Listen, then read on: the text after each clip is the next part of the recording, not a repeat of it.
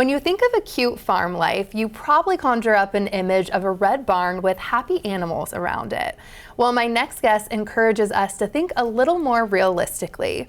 Investigative journalist Will Potter has spent years looking into the industrial farming industry and how it's portrayed to the wider public. And Will joins us now with some food for thought. Thank you for being here. Thanks for having me, Kelly. So let's start with the title, Why Little Red Barns? Well, like you said, this is the story we're all raised with.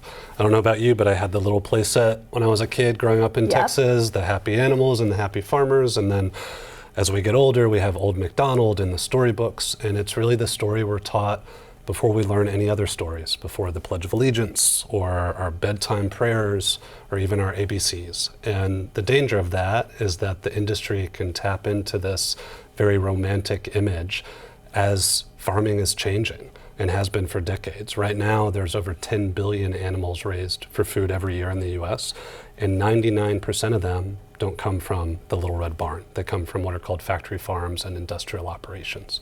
Wow. Okay. And this book, like you said, factory farming attacks on journalism, but it's also very much about the concept of bearing witness. So can you explain what that means? So the book really started as states were making it illegal to take photographs and even do journalism about these factory farms. And Little Red Barns turned into a lot of complicated thinking about what does it mean to see right now as we're inundated with all this horrible information and terrible footage, and I talk a little bit about that in the book, but it challenged me as a journalist and kind of my faith in this, in bearing witness of if we expose this, is that enough to make a difference? And ultimately in the book I arrive at, this is something that we can all do. We can choose to look at hard things and choose to look at injustice even when it's difficult. Gosh, and your book, like you're mentioning, explores obviously some heavy themes, and it also includes some personal stories. So can you tell me about some favorites? It's very much a personal journey. This has been a 10-year investigation that took me from factory farms to investigations of far-right and fascist groups. I know it's not exactly like beach read material there, it's a little heavy, but the personal stories are what kept me going. And one of them, I was out in Yakima Valley, Washington, with a woman named Helen, who's a longtime resident, and seeing through her eyes how her farming community changed as a result of these factory farms. The air got more difficult to breathe, the water was polluted, she saw the Little Red Barns disappear, and that really brought home to me in a different way as a journalist what this means for the communities that are affected. Gosh, and you've spent your career investigating attacks on civil liberties. So how does Little Red Barns connect to that work? It really connects in two ways. One, this is kind of a new playbook that industry is using to shut down journalism that makes them look bad, making journalism labeled as terrorism by some states even, and internationally. But it's also connected because I found that the FBI over many years was calling nonviolent activism by animal rights groups the #1 domestic terrorism threat. As Congress and the Inspector General were saying, hey, if you do this, violent white supremacist groups, far-right militias are going to go unnoticed and unrestricted. And that's exactly what happened. So they're directly connected. These misplaced priorities serving corporate interests, I would argue, are actually putting public safety at risk. And now we're seeing what's happening with our democracy as well. Gosh, and what do you hope is the takeaway for people that pick up this book? You know, more than anything, regardless of where people are about these issues and where their heart is, I hope it makes people look differently at these product labels as they're walking through the store.